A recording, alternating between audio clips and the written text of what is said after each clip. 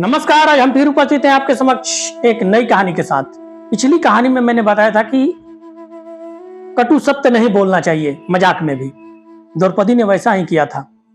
उसके बाद क्या होता है कि यज्ञ जब समाप्त हो जाता है तो दुर्योधन हस्तिनापुर आता है, लेकिन वहां वो इंद्रप्रस्थ का वैभव देख करके मंत्रमुग्ध हो जाता है। वो सोचने लगता है कि इस राज्य को मैं कैसे इनसे पांडवों से छीनूं, लेकिन उसे समझ में नहीं आ रहा था कि ये कैसे किया जाए।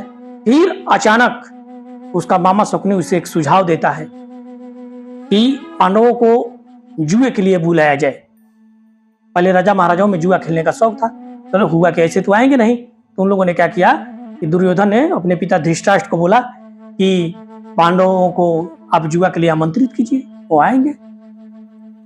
धृतराष्ट्र अपने पुत्र की बातों में आकर के पांडवों को जुआ खेलने के लिए बुलाते हैं।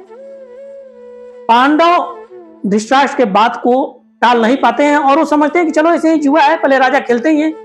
वो नहीं समझते कि इसके पीछे क्या माने छल है।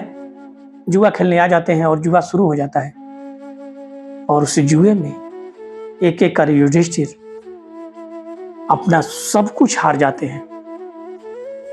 अंत में उनके पास कुछ नहीं बचता है। तब दुर्योधन उन्हें याद दिलाता है कि अभी आपके पास एक चीज है और वो है द्रौपदी। अगर आप द्रौपदी को दांव पर लगाते हैं तो मैं आपको समूचा जो अभी तक आपने जो हारा है मैं सब लौटा दूंगा। पांचों भाइयों को पहले ही हार चुके थे, अपने आप को पहले ही हार चुके थे। अंत में वो क्या करते हैं कि द्रौपदी को भी दांव पर लगा देते हैं और द्रौपदी को भी जुए में हार जाते हैं।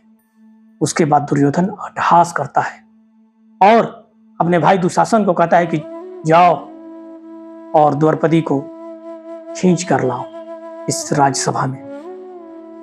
दुशासन जाता है और द्रौपदी को खींचकर लाता है। अगर आपको ये महाभारत की सीरीज अच्छी लग रही हो तो इसे लाइक, कमेंट और शेयर करें। साथ ही आप लोगों से हाथ जोड़कर निवेदन है कि आप लोग चैनल को सब्सक्राइब जरूर करें।